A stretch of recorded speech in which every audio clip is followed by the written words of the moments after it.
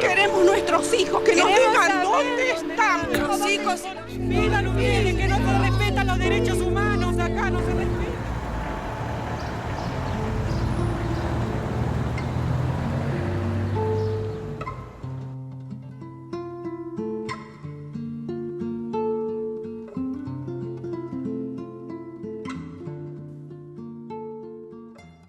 En el año 2007, cuando fueron registradas estas imágenes, Virginia Ogando, con 34 años, trabajaba en el Banco Provincia. Criaba a sus 2 hijos pequeños, tenía un matrimonio terminado, una pareja en construcción y buscaba respuestas a los interrogantes de toda su vida. En la madrugada del 16 de octubre del 76, entran a casa un operativo del ejército y se llevan a mis padres y me dejan a mí en casa.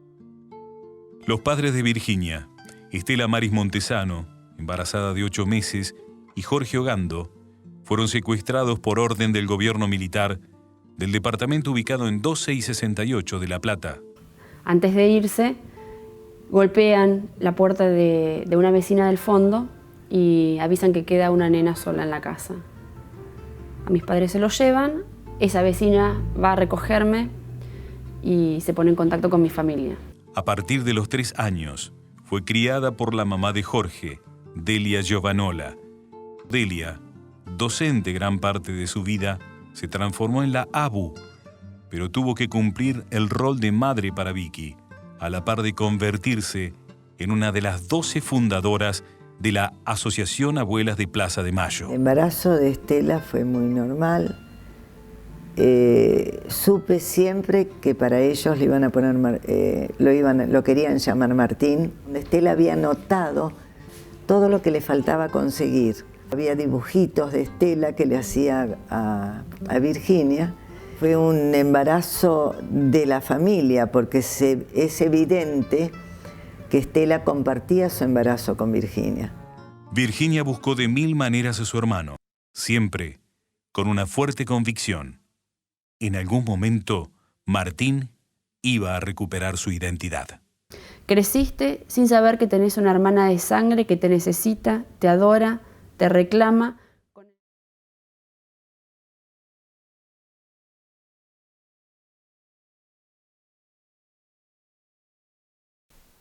Ella dejó una carta y decía: finalmente me voy con papá y mamá. Ese mismo día la promesa fue: vamos a encontrar a Martín. No hay que olvidarla porque es una víctima más del terrorismo de Estado. A Virginia la recuerdo brillando en donde estaba. Pensando que la mano de mi nieta está atrás de todo esto, cumplí ahora y siempre.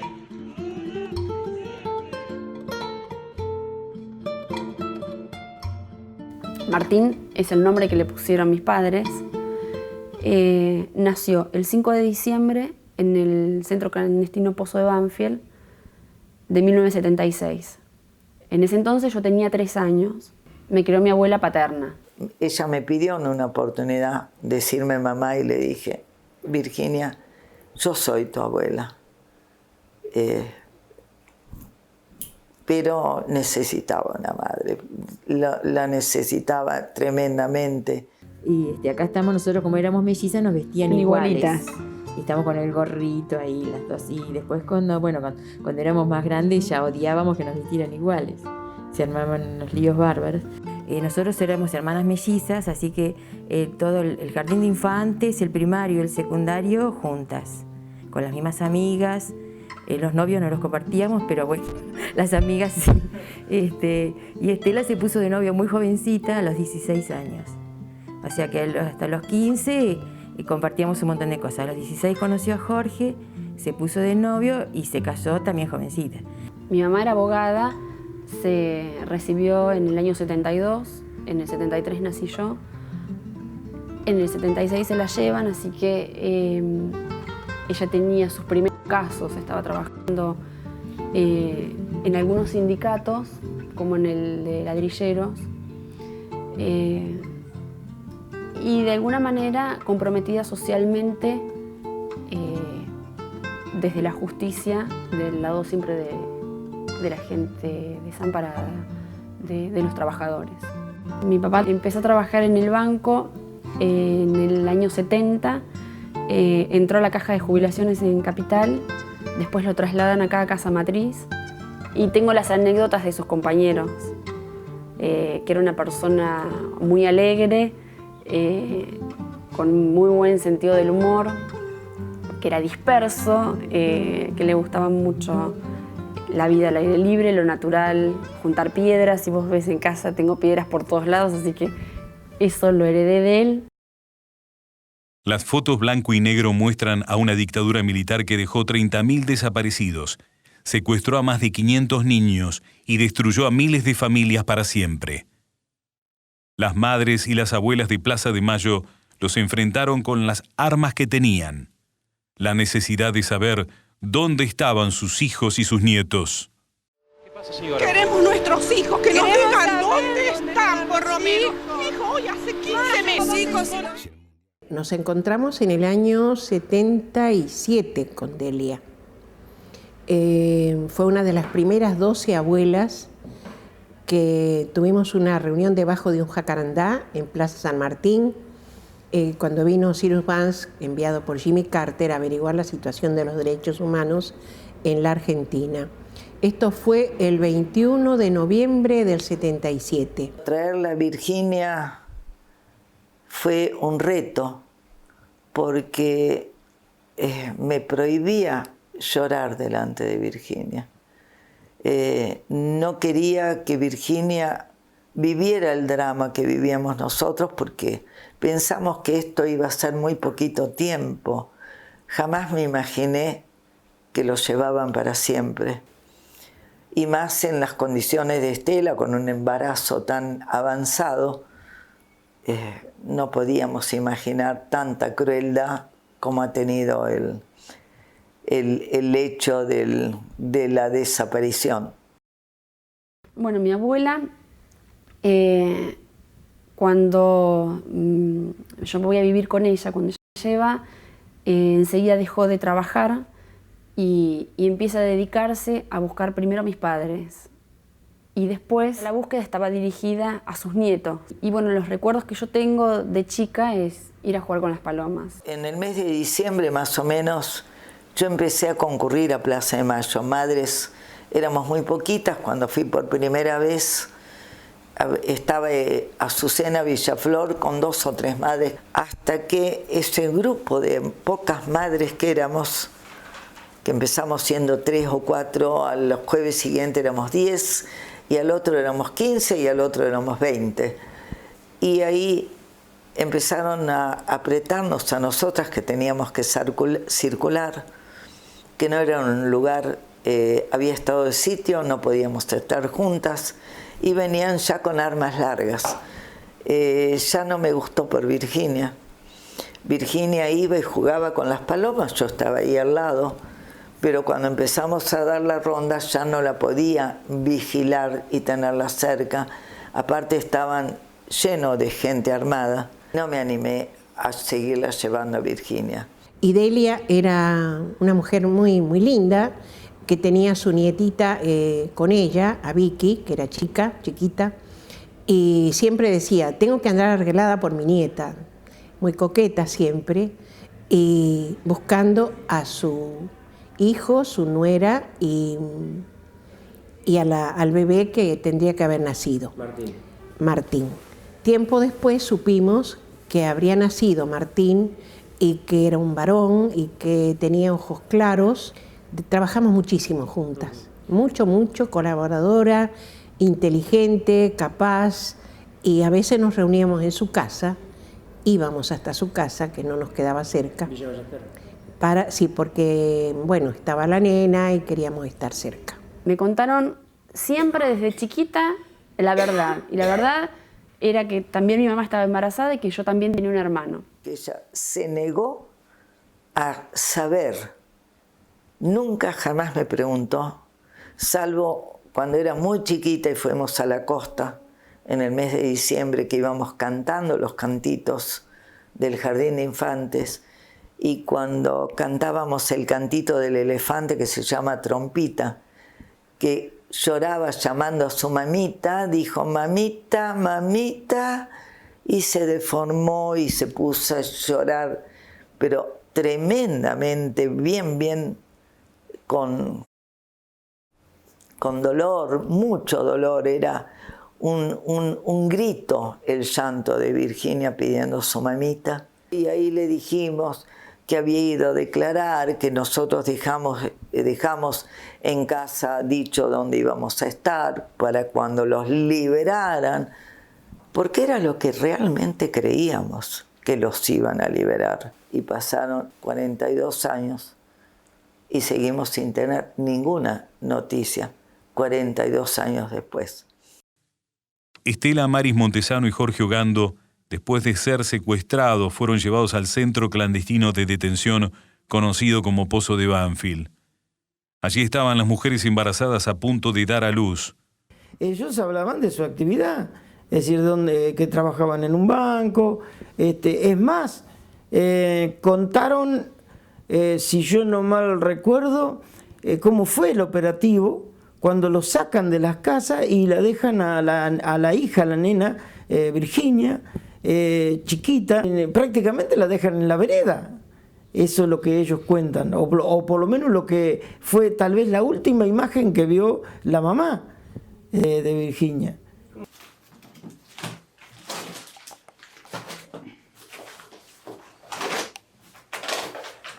Este fue el primero en el 84, que yo no sabía bien, los baños, pero después cuando lo recorrí, o cuando ahora lo ves, decís, no, esto es el más grande. El tema de Estela de Ogando, como de Gabriela Cariquiborde, podríamos decir, la atención que nos teníamos nosotros es que decían que estaban embarazadas y que estaban en un periodo ya de gestación, de parir.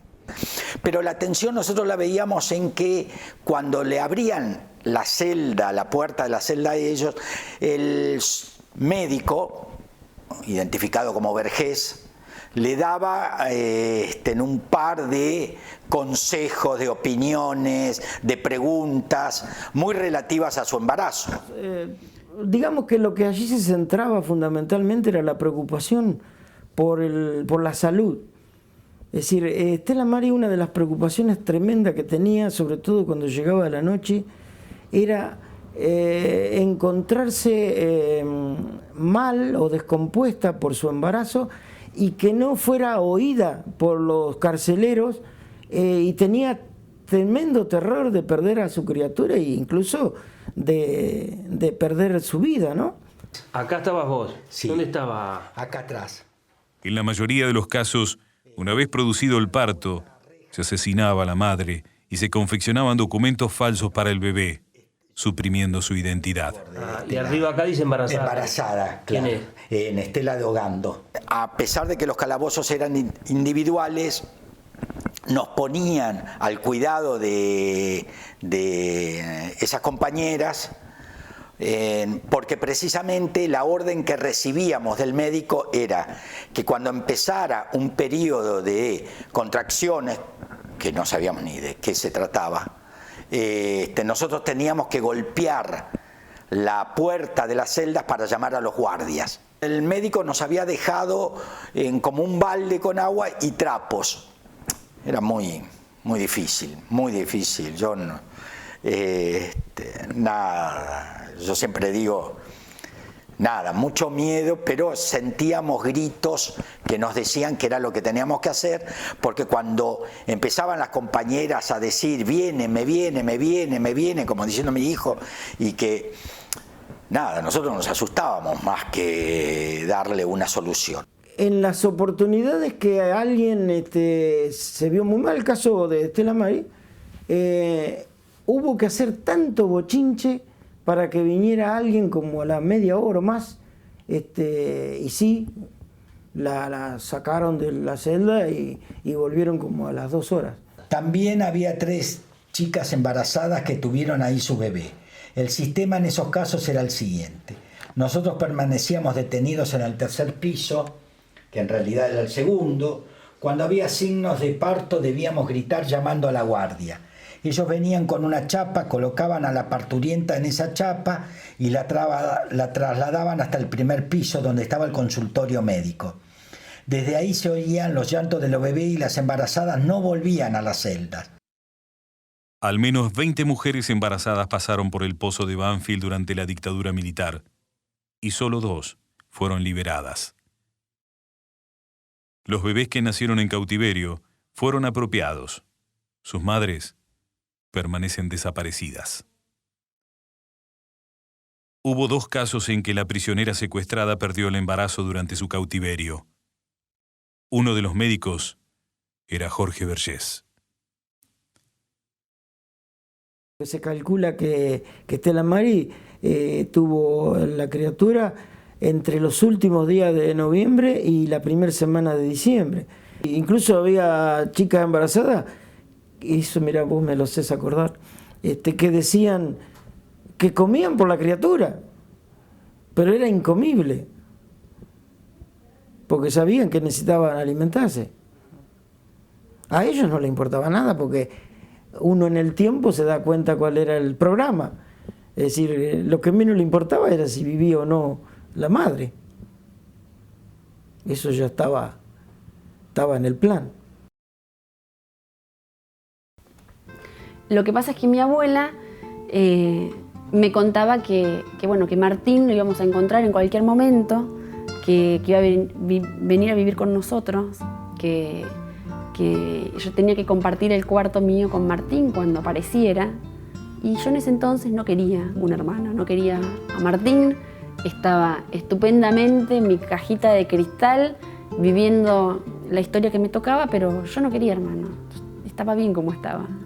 Como que sentía esos celos de con quién iba a compartir qué cosa, qué hermano, no. En ese entonces no quería yo tener un hermano.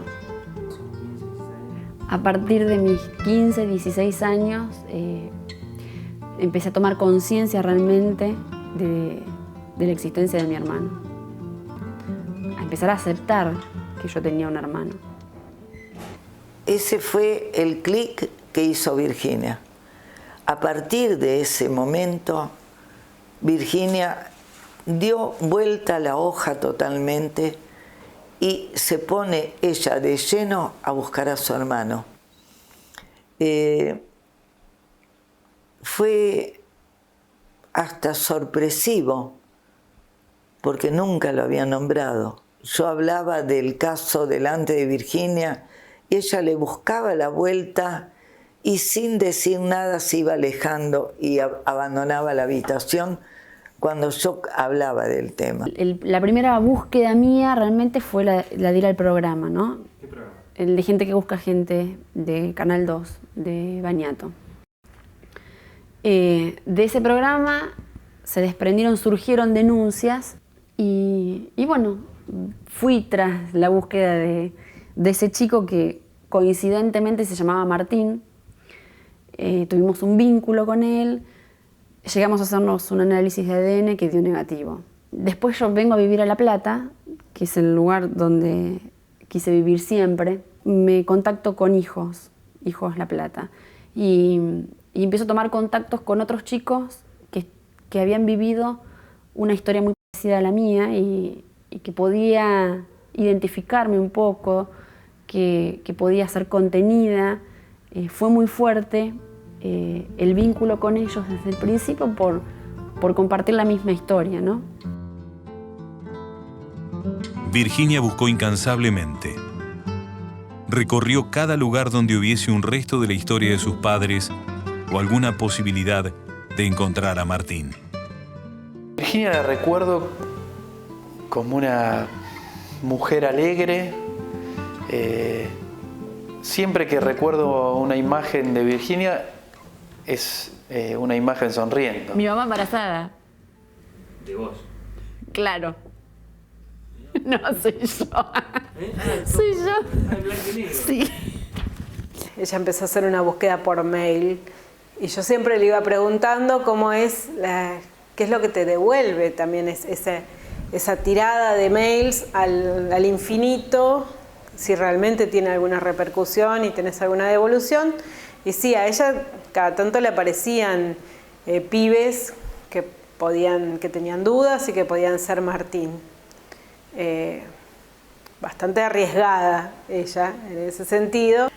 Por ahí, bueno, uno no la iba a limitar en sus acciones, pero siempre recomendándole que tenga alguna precaución, porque eso es creo que te termina haciendo más daño a vos que a la otra persona. La recordamos y la recuerdo personalmente con mucho cariño, mucho amor, una chica increíblemente luchadora, dulce y empecinada en buscar a su hermano. Y ha venido muchísimas veces acá, la mayoría del tiempo acompañada con su abuela Delia.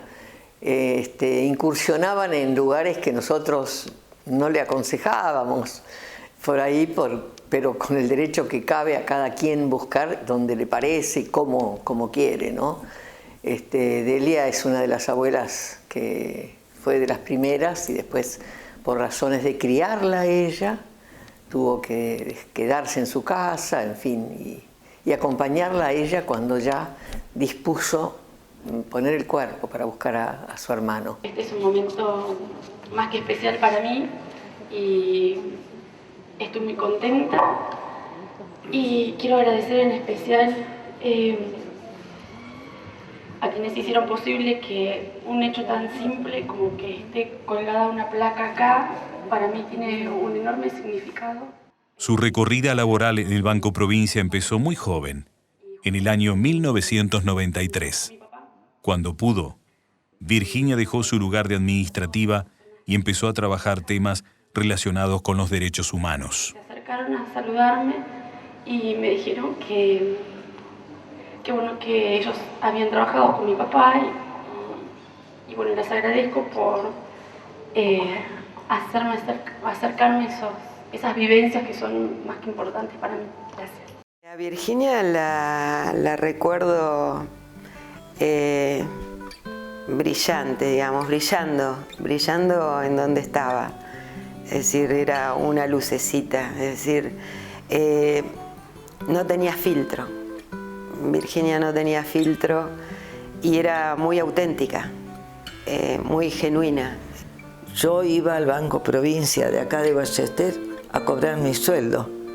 Iba con Virginia chiquita de 3 años, y les contaba a las empleadas que esa nena que estaba conmigo era mi nieta, hija de un compañero. Y ahí empezaron a decirme ellas, esta nena cuando cumple a los 18 años tiene que venir porque tiene el cargo del padre de ella. Ojo que esta nena va a ser compañera nuestra. El 22 de diciembre del 2004, el directorio del banco lo que hizo fue un reconocimiento oficial a la situación de desaparición forzada de 26 compañeros que estaban, como cesanteados, es decir, sancionados en la mayoría de sus casos por abandono de trabajo. Ahí empezamos, a trabajar la temática, es decir, abordaba una cantidad de cuestiones, desde la devolución del puesto de trabajo, el reconocimiento de su dignidad como trabajadores. Después armamos un fondo documental de la memoria, le reconocimos, nos pusimos en contacto justamente con las familias para reconocer todos los derechos que habían sido vulnerados de cada una de las familias.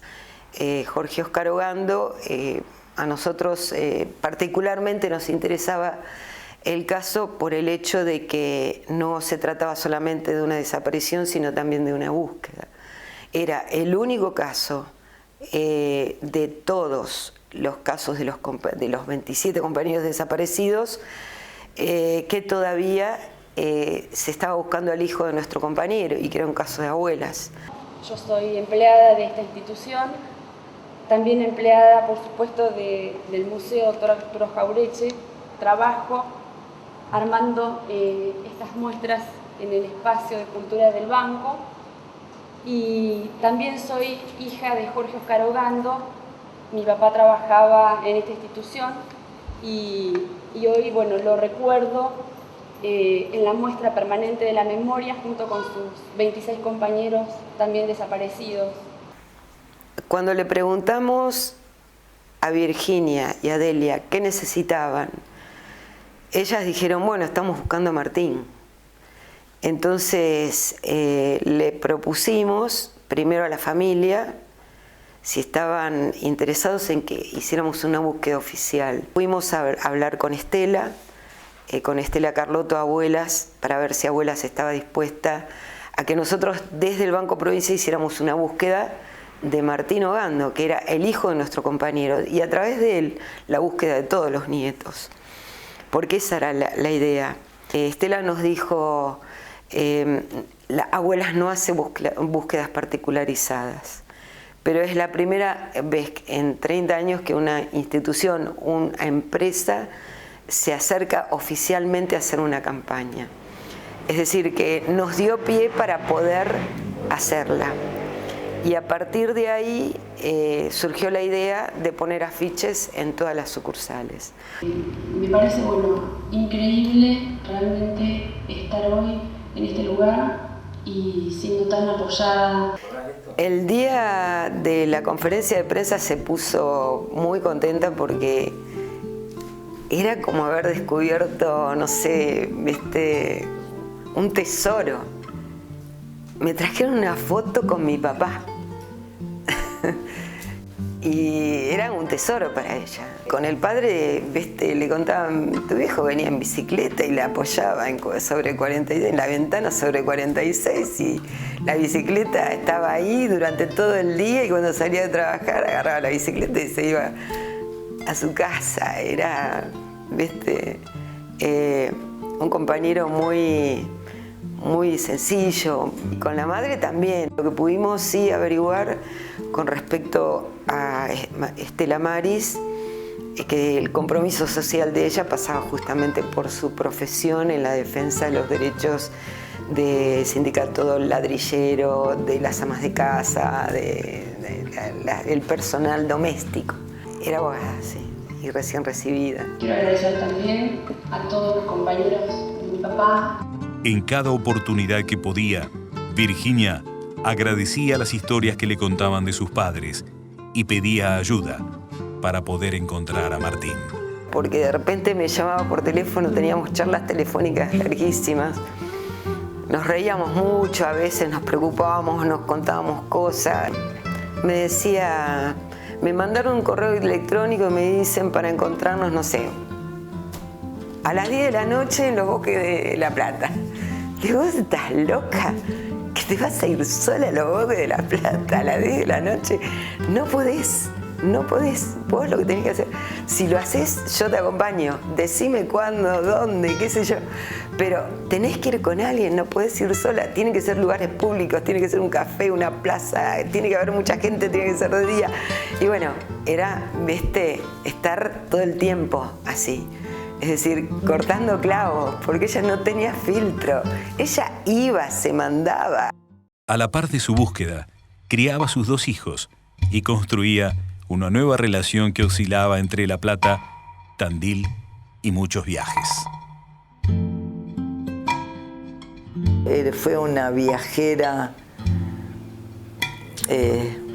por el país mucho, pero con la naturaleza, amante a la naturaleza.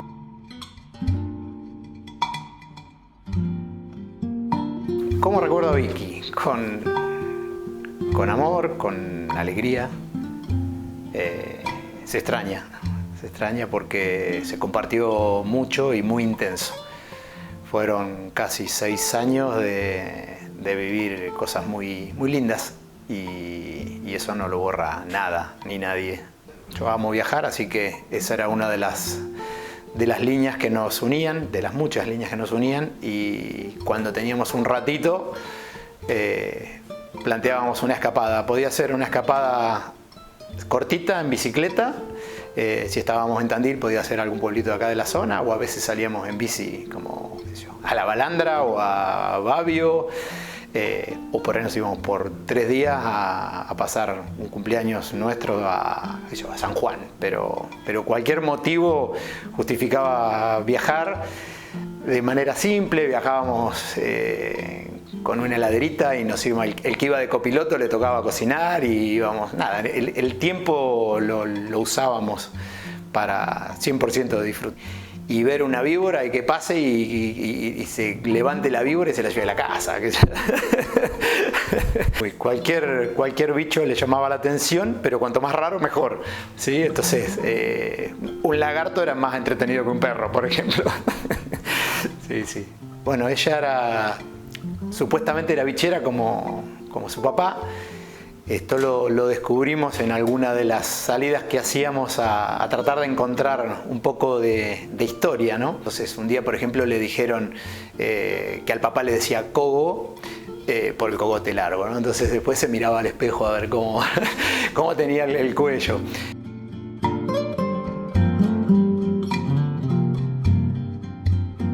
Hicimos un viaje de 8.000 kilómetros hasta Bucios.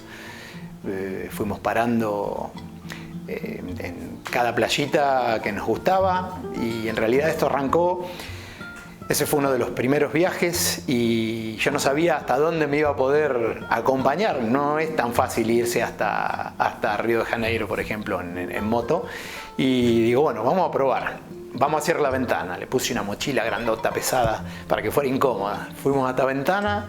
Horrible el fin de semana, lluvia, viento, muy desagradable. Llegamos de vuelta a Tandil, le digo, ¿y te gustó? Me encantó. Bueno, listo, bueno, vamos a Brasil en moto. Yo le decía, vamos para acá, ella decía, no, vamos un poco más allá. Así que era potenciarnos, porque donde uno arrancaba, el otro lo empujaba y así íbamos generando cosas. O sea, siempre teníamos un proyecto, algo para hacer.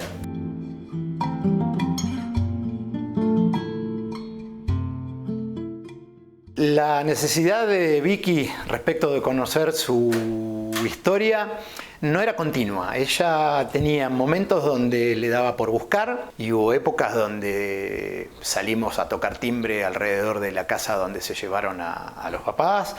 Y después tenía épocas donde por ahí perdía un poco ese empuje y la verdad que yo, no voy a decir otra cosa, elegía viajar más que buscar y entonces me quedaba con esa parte, ¿no? Donde armábamos un proyecto y nos escapábamos cuando podíamos a dar una vuelta. Entonces eran así como altibajos donde yo la acompañaba cuando tenía ganas. Así fuimos, por ejemplo, una vuelta a la Armonía. Ella había recibido un anónimo donde hablaba de que los padres estaban sepultados en la Armonía. Entonces, a partir de ahí fuimos a la Armonía, empezamos a averiguar, fuimos a antropólogos. Desde antropólogos la respuesta fue que había que achicar el espacio de búsqueda porque la Armonía era enorme, entonces se necesitaba una pista y había un nombre de un militar que anduvimos averiguando. Yo la verdad que ahora no me acuerdo, pero estuvimos tras ese dato.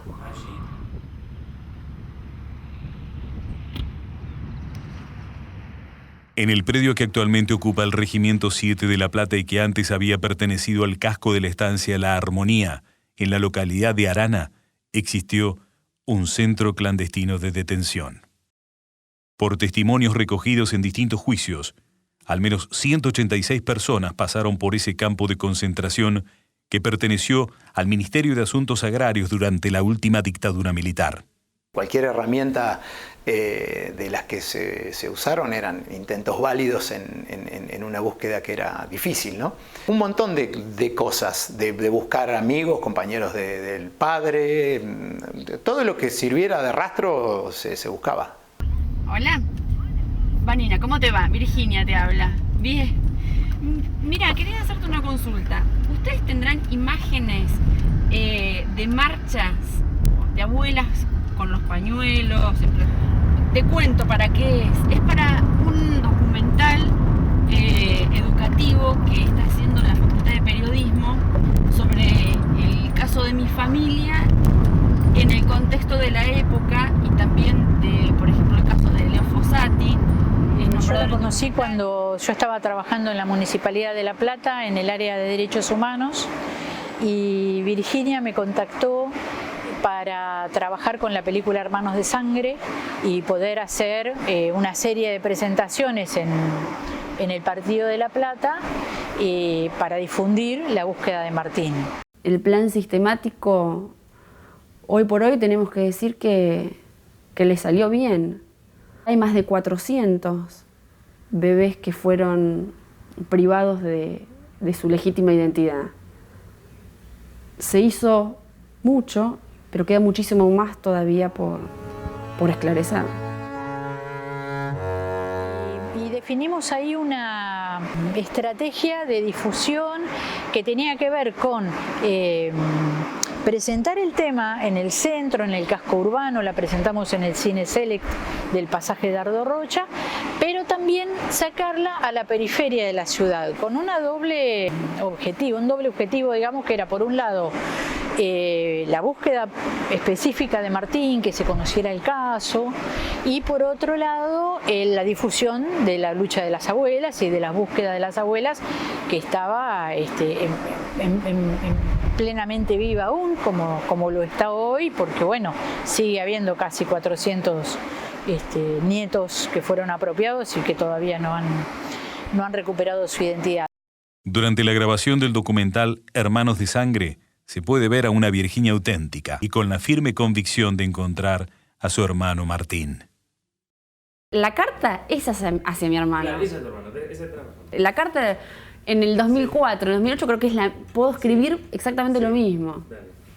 Bueno, pero ¿cuál es la idea? Que no la lea, o que yo, estaría bueno que yo la diga. No, lea. pero que lo leas, pero que lo digas. Después lo vamos a Bueno. hablar. ¿Lo puedes decir sin leer? No. No, por eso es difícil. El documental se estrenó, que nosotros se lo pedimos muy especialmente para estrenarlo el 5 de diciembre, que era el día del nacimiento de Martín, según constaba en la documentación que tenía Abuelas.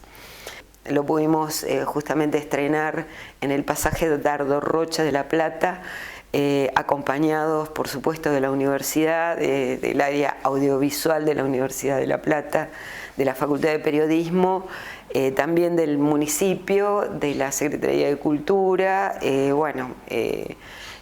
banco por supuesto, y bueno, lo pudimos estrenar ese día. La dictadura militar que usurpó el poder el 24 de marzo de 1976 vino con un plan perfectamente preparado, que era un proyecto económico de robo de las riquezas de nuestro país, y para implementar ese plan, dos líneas durísimas se ejecutaron. Una, la eliminación física de todos los opositores, en un número que pensaban casi 3 millones, algunos lo esbozó, que son 30.000 personas de todas las edades, y el robo de bebés, el robo sistemático de bebés. Y el Hermanos de Sangre está subtitulado en inglés porque Virginia decía que su hermano en algún lado estaba y ella lo tenía que encontrar. Pero me la puedo aprender, me la puedo memorizar, claro, para decirla. Pero por ahí no está mal leerla. No. En el Facebook de Virginia tenía un blog donde le escribía las cartas a Martín. Hay en ese blog, creo que son 7 u 8 cartas que le escribe a Martín, muy sentidas. Por mucho tiempo no las pude leer, no las pude escuchar, porque yo me quebraba. Esta es una carta que yo escribí para Martín, y la escribí hace un tiempo. Hoy, si me pongo a redactar, puedo escribir exactamente lo mismo, porque en realidad es lo que yo siento y lo que me gustaría decirte a vos, Martín. Creciste sin saber que siempre tuviste verdaderos y legítimos padres que te amaban con locura y que tu verdadera familia te busca incansablemente para brindarte todo su amor acumulado por años. Creciste sin saber que tenés una hermana de sangre que te necesita, te adora, te reclama, con el enorme temor de saber que quizá nunca te encuentre. El lunes 15 de agosto de 2011, Virginia tomó una terrible decisión. Saltó al vacío desde el piso 20 de un edificio de Mar del Plata.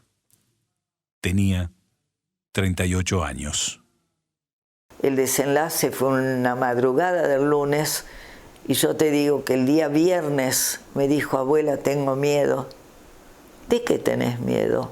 De mí. Y no lo vi.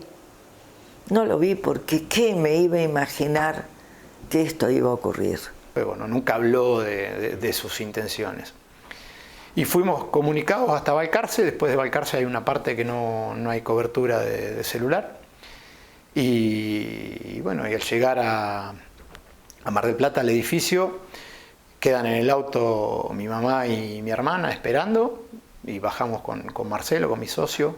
Yo subí, y porque el edificio se puede entrar. Marcelo esperó abajo, y cuando yo toqué timbre, golpeé, no abrió, no escuché nada tampoco. Cuando llegué abajo, Marcelo me dijo: llegamos tarde.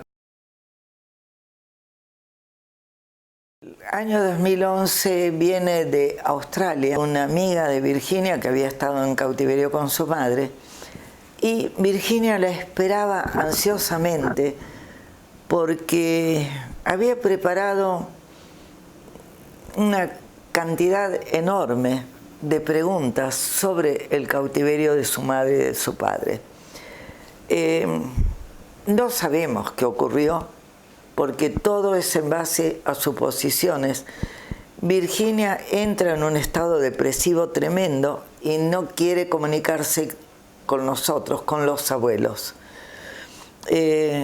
Gran silencio, le hablábamos, convivíamos con Virginia, estábamos en La Plata por Virginia, ella nos llevó y no nos podíamos consolar de no poder hablar con Virginia. Lo que le cuenta Alicia a Vicky es todo lo que ocurre con los padres durante el nacimiento de Martín, y todo lo que viven en ese momento, estando en prisión, ¿no? Declara, y no coincide lo que declara con las cosas que le había contado a Vicky. Entonces Vicky, a partir de ese momento, estaba muy enojada porque esa información no era exactamente la misma que había recibido. La declaración se da en el marco del juicio oral realizado por el Tribunal Federal 6 en la causa conocida como Plan Sistemático de Robo de Bebés de Detenidas Desaparecidas. Después de escuchar la declaración, dice: me estuvo mintiendo todo el tiempo. Y en su primera declaración dice, o por lo menos fue lo que le planteó también a Virginia y a Delia, que ella había estado como compañera de celda de Estela Maris antes y después del parto, y que la había visto como que prácticamente falleció de septicemia, es decir, después del parto, ¿no? Ahora, cuando declaró en el juicio, ella dijo que después que estuvo con la mamá antes del parto, pero que después no la volvió a ver. Está pero totalmente conmocionada con eso. Así que bueno, eso para ella fue muy, muy terrible, la declaración. De hecho, otra de las cosas que llegó a decir en ese momento, si mal no recuerdo, fue que prácticamente no le daban de comer a las embarazadas, o que las dejaban morir, o como, no sé, algo por el estilo, como que como negando que hubiera apropiación de bebés, ¿no? Ella dejó una carta que yo la vi cuando la policía abrió el departamento. La carta es una carta cortita, manuscrita, que escribió ahí en el momento, y que estaba mojada con lágrimas, y no decía mucho más que pedirle perdón a sus abuelos que la habían criado. Intentó escribirle a los chicos porque había una parte que estaba tachada, y como a mí la policía me tuvo un rato largo frente a la carta y la leí un montón de veces, abajo de esos borrones estaban los nombres de los chicos, y decía: finalmente me voy con papá y mamá, pero era un papelito así, una cosita que escribió en ese momento. No era algo que tuviese pensado, al menos yo siento eso, ¿no? ese día no lo vi, hasta el día de hoy pienso por qué no lo vi y qué hubiera podido hacer si yo me hubiera dado cuenta. No sé, no tengo la menor idea.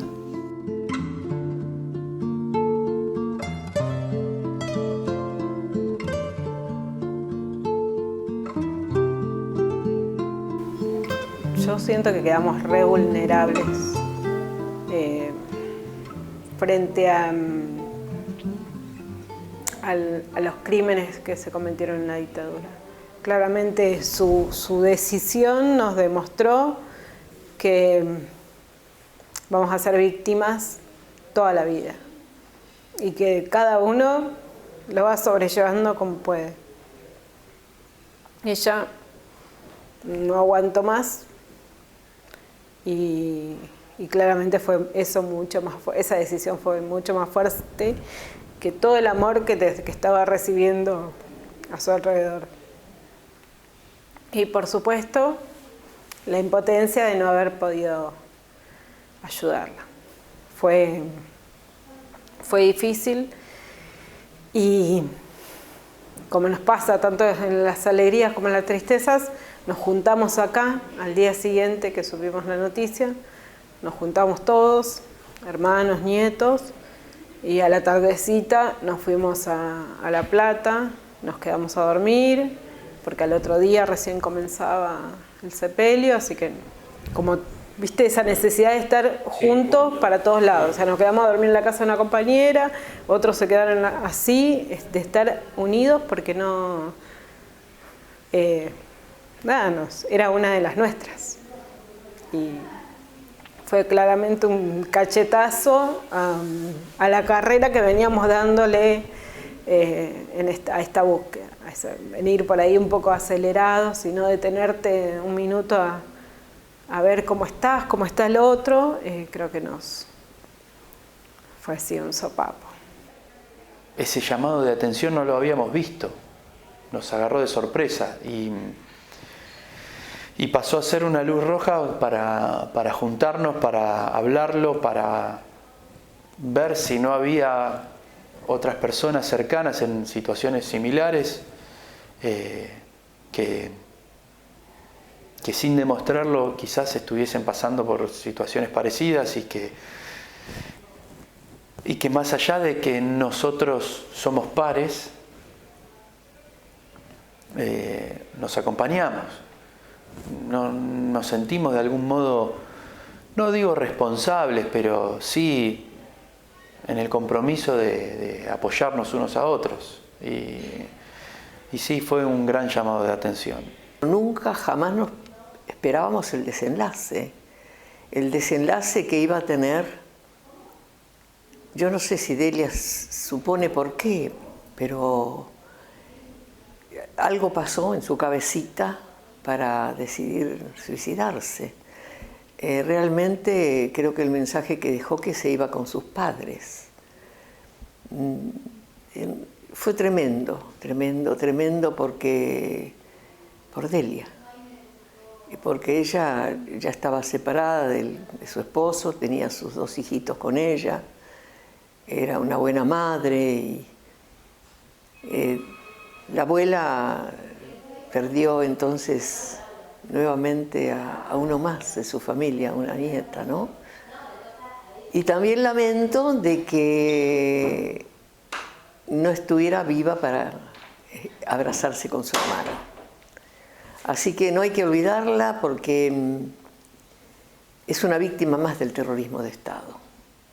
Ella no fue secuestrada, pero sufrió toda la trayectoria de la búsqueda, la ausencia de padre y madre, y no fue fácil. La abuela la crió muy bien, con mucho cariño, pero ella fue víctima directa de esa ausencia. Y yo creo que todo eso conspiró para que su cabecita tomara esa decisión tan trágica. Virginia Ogando, por quien pido un fuerte aplauso.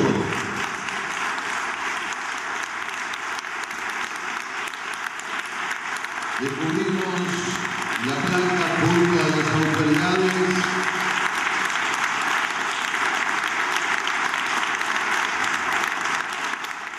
habían pasado 2 meses de la muerte de ella y dijimos, la idea es hacer lo que planificamos con ella tal cual y bueno, la imposición del nombre del espacio de la memoria, la imposición del nombre Virginia Ogando.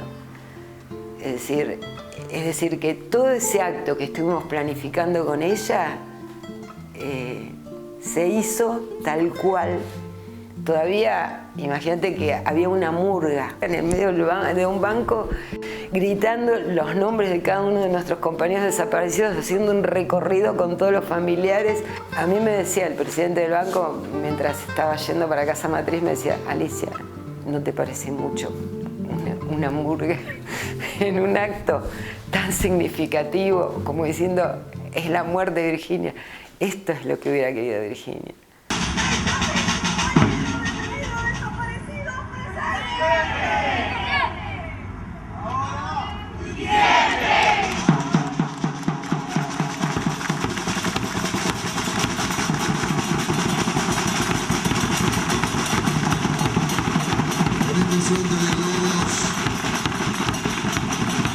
Finalizamos este acto aquí en la Casa Matriz, en las escalinatas del Banco Provincia.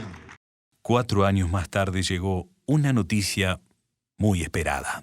Las abuelas de Plaza de Mayo informamos con enorme alegría que hemos encontrado al hijo de Estela Maris Montesano y Jorge Oscar Ogando, y nieto de la abuela Delia Giovanola de Califano, una de las 12 fundadoras de nuestra asociación, que hoy nos acompaña para compartir esta feliz noticia.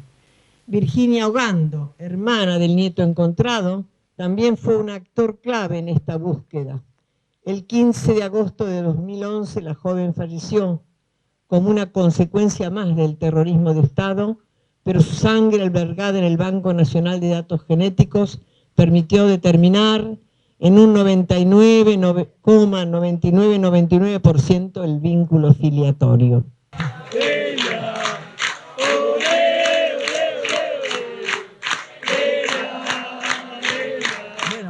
Bueno, basta pueblo, gracias, gracias. Realmente no tengo más que palabras de agradecimiento y emoción por verme rodeada de tanta gente, amigas, compañeras de la institución, pensando que la mano de mi nieta está atrás de todo esto. Cumplir ahora y siempre. Ahora y siempre. Sé que está conmigo y está acá también y bueno, me emociona, todo es emoción el día de hoy. A partir del 5 de noviembre de 2015, Martín Ogando Montesano, residente desde hacía más de una década en Miami, recuperó su identidad y comenzó a tejerse otra historia.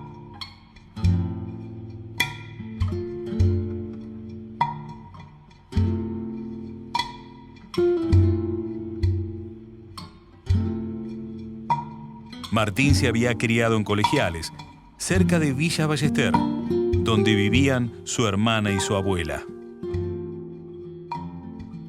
Con Delia, con mi abuela, me llevo súper desde el principio. Desde el principio que me llamaron y me contaron sobre mi historia, me dijeron quién era mi abuela, bueno, ahí nomás yo pedí hablar con ella.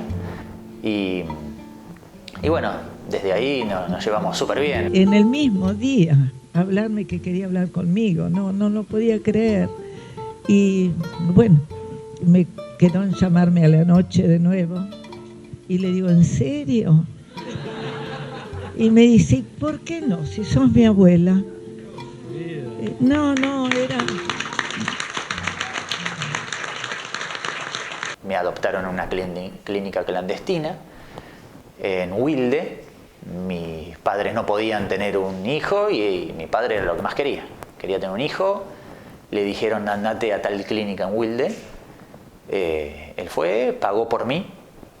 Yo tenía pocos días de nacido. Y bueno, así fue como me dijeron me adoptaron, ¿verdad? Lo que le decía la enfermera que me entregó supuestamente era que iban a buscar un niño más o menos con las características de mis padres de crianza, digamos. Y bueno, ellos tenían características así, eran de origen polaco, tenían características así de piel clara, ojos claros, y bueno, desde que tengo uso de razón hablábamos de eso, me lo hablaban así sin pelos en la lengua, me contestaban las preguntas que yo tenía, la verdad que siempre en ese sentido no me puedo quejar, ¿no? Porque siempre me dijeron la verdad, ¿no? O por lo menos la verdad que ellos conocían, porque sinceramente ellos no sabían de que yo era hijo de desaparecidos, pero sí estaba de repente dentro de las opciones. ¿Por qué? Porque yo nací en diciembre del 76, porque pagaron por mí en esa clínica, y vos me preguntás cuánto pagaron por mí. Me acuerdo de que Armando me decía, yo también le pregunté lo mismo, y Armando me decía, bueno, yo tenía plata ahorrada y además tuve que vender un auto que tenía. Eso fue lo que pagaron por mí. Hice la primaria en Colegiales, luego hice la secundaria mitad en Chacarita y mitad en Villaluro, un industrial de química, terminé técnico químico. Luego empecé a estudiar en la UTN, estudié ingeniería química unos años, llegué hasta mitad de la carrera más o menos cuando me agarró la locura y dije, me voy a vivir a Miami, voy a probar, me voy a vivir a Miami. Armando, mi padre de crianza, decía, no, estás loco, tenés que terminar la carrera, tenés que recibirte. Y yo me aventuré, me fui con quien en esa época era mi novia, luego fue la madre de mis hijos, de mis hijas. Y esto en septiembre del año 2000. Y todos decían, bueno, se va a ir, se va a gastar el dinero, en unos meses vuelve. Y bueno, pasó el tiempo y ya van a ser casi 20 años que vivo en Estados Unidos. Martín, según su propio testimonio, esperó durante toda su vida el momento oportuno para conocer la verdad sobre su origen. Yo nunca tampoco quise aventurarme a buscar o a venir a Abuelas de Plaza de Mayo por miedo a que ellos, mis padres de crianza, tengan algún problema legal. Porque bueno, yo los consideraba mis padres, yo los amaba y no quería nada malo para ellos, ¿no? Ellos en el 2015 mueren con una diferencia de 3 meses por una enfermedad por cáncer que tenían. Y bueno, ahí es donde yo me presento acá en Abuelas de Plaza de Mayo. Me presento acá, en esta misma sede, en la parte de presentación espontánea. Les cuento mi historia, les muestro mi partida de nacimiento. Ellos enseguida ven que una chica me atendió. Una chica enseguida vio que mi partida de nacimiento no era verdadera, ¿no? Me dijeron, no, esto es trucho. Y a partir de ahí me dijeron, no, tenés que ir a hacerte analizar, sacarte sangre. Después de unos meses me dieron el positivo. Me llamaron y me dijeron, te dio positivo. Me pasa por el cuerpo que lo veo a Jorge. Y lo veo a Jorge cada vez más. La manera de caminar, la manera de hablar, de moverse, lo veo muy parecido. Y le corro el pelo de costado y Jorgito se peinaba así, Jorgito se peinaba con raya y se me ha cortado ahora el pelo así, con el mechón arriba y ya no, se lo corro para el costado porque lo veo Jorge. ¿Cómo pienso a Estela y a Jorge, a mis padres? Todavía lo estoy procesando, ¿no? Porque, bueno, como vos dijiste, sí, es una historia linda porque uno encuentra familia, encuentra las verdades o lo que tendría que haber sido. O sea, cómo realmente me tendría que haber criado, con quiénes me tendría que haber criado, con mi papá, mi mamá, mi hermana, y no los tengo. Entonces, no es fácil. Hay una historia de muerte, una historia bastante fea atrás de todo lo que encontré, ¿no? Por supuesto. Martín ahora intenta armar su propia historia. En esa búsqueda, encuentra lamentablemente lo más oscuro de la historia argentina. El tema de la dictadura, y sí, Sí, yo lo veía, o por ejemplo veía películas, La noche de los lápices, se me viene a la mente. Y yo decía de que tal vez esos muchachos que los tenían ahí encerrados y torturándolos y haciéndoles cosas terribles, tal vez podrían llegar a ser mis padres. Y bueno, realmente así fue. Incluso, ahora que estoy hablando de La noche de los lápices, también ellos estuvieron en el Pozo de Banfield, que es donde yo nací. Mi mamá la tenían con una cinta encintada a los ojos y aparentemente también esposada, y que dio a luz ahí, que me dio a luz a mí ahí arriba de un chapón, aparentemente, en la cocina de ahí del Pozo de Banfield. Cuando apareció Martín, que uno de los dos nacimientos que se produjeron en el Pozo de Banfield, sentí un renacer de algo, no sé, un renacer de mis compañeros que estaban desaparecidos, un renacer del Pozo de Banfield en concepción de vida, que yo lo tenía como tragedia, muerte, horror, una emoción. En el caso puntual de Martín, una angustia porque creía que la hermana hubiese tenido una festividad increíble por la aparición de su hermano que lo buscaba.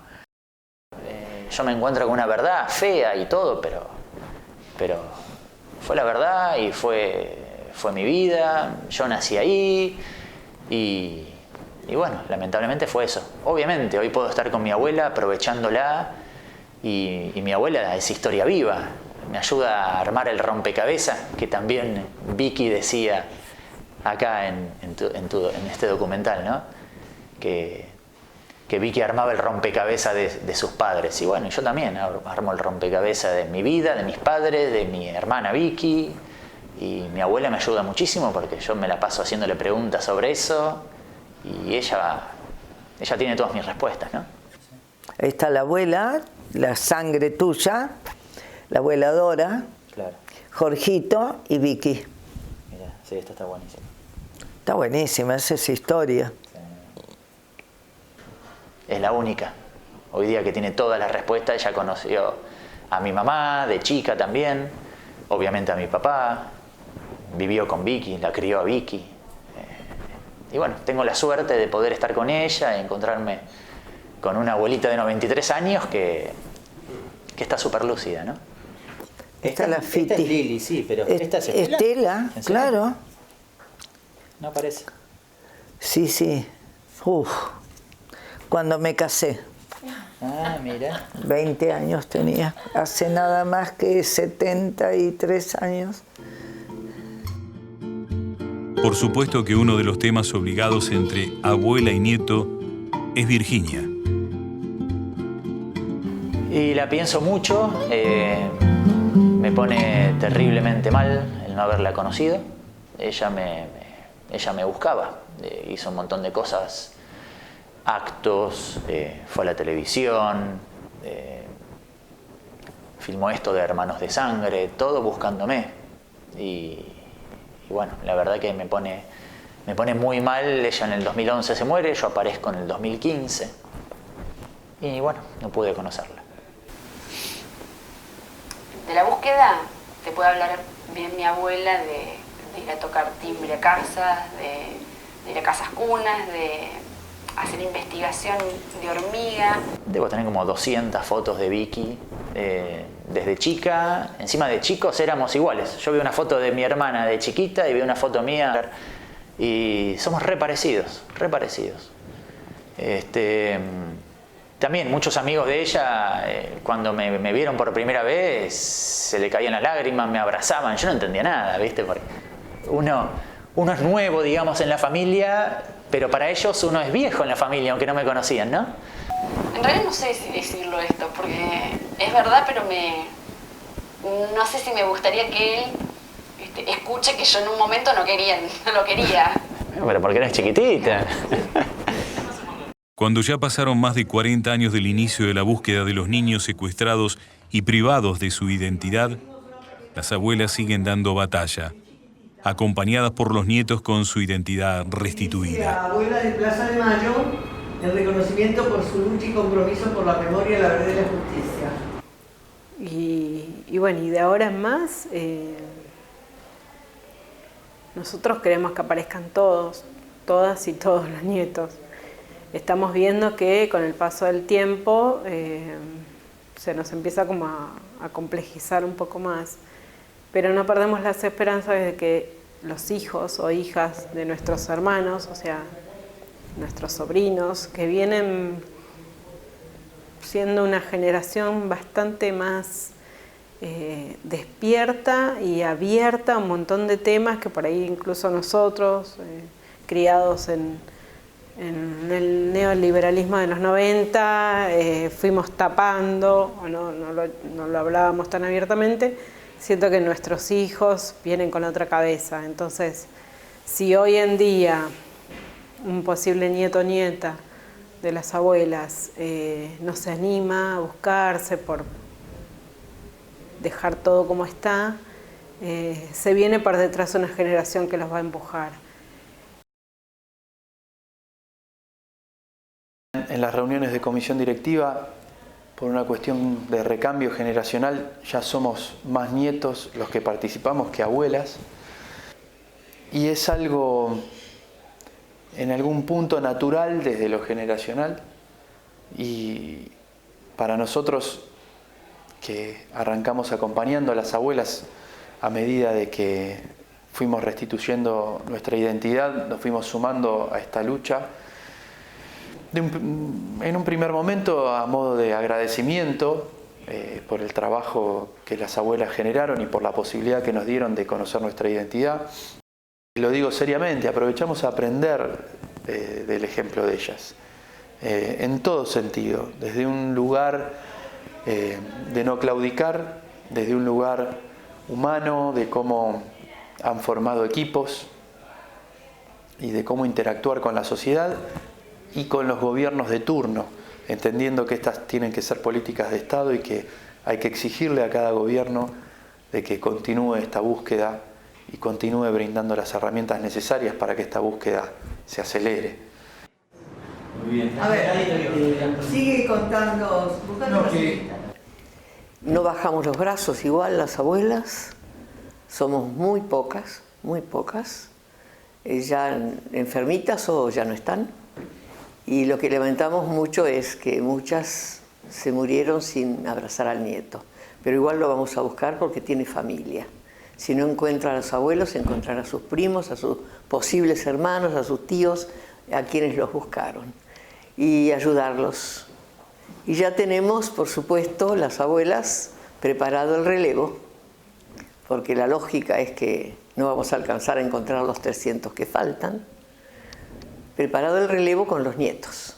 Ya en nuestra comisión hay más jóvenes que viejos. Aunque yo les digo, cariñosamente, pero en serio, que mientras esté una abuela, manda la abuela. No bajamos, no entregamos el bastón. Pero saben muy bien la historia institucional y saben muy bien su propia historia del reencuentro con su verdad.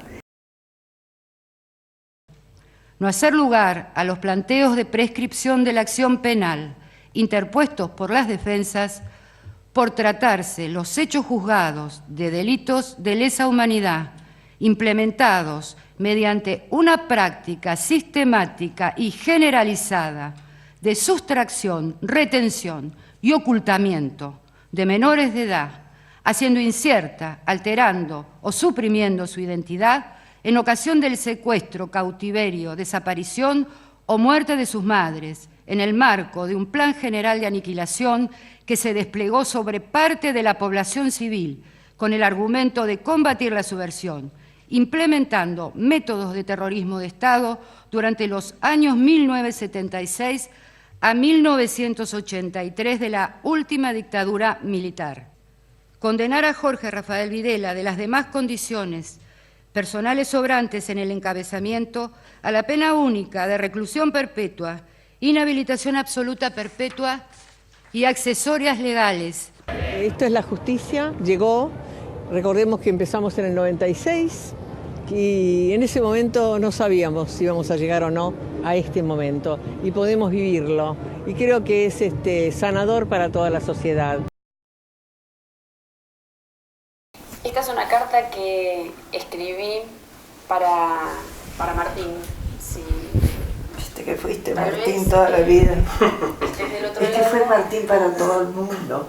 y estés escuchando, estés mirando. Esta es una carta que escribí para vos. Siempre me imagino cómo hubiera sido yo no solo encontrarme con mi abuela, sino que también encontrarme con mi hermana. Encontrarme con mi hermano también hubiera sido sensacional. Delia y Martín siguen construyendo con relatos, fotografías y filmaciones las identidades de quienes ya no están. Una realidad que fue brutalmente modificada, pero que un pintor llevó a una tela con imaginación y color para preservar la memoria y hacer posible lo imposible. Muestra la familia que tendría que haber sido, y lamentablemente los militares genocidas nos robaron, ¿no? Porque ahí está mi abuela, estoy yo, está Vicky, está Jorge y Estela, está mi papá y mi mamá. Ellos están ahí retratados con 27 y 29 años, que fue cuando ellos se los llevaron. Y bueno, la realidad es que nos privaron, nos quitaron eso, ¿no? De haber vivido, de haber estado hoy día todos juntos. No deja de ser una carta, entonces me tengo que despedir. Bueno. Te voy a leer un poco más corto.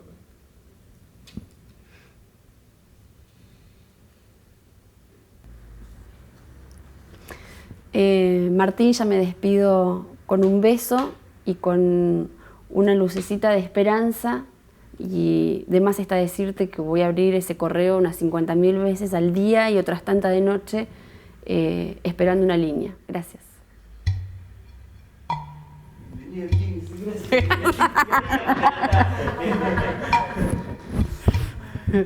Vamos, dale, vamos. Bueno.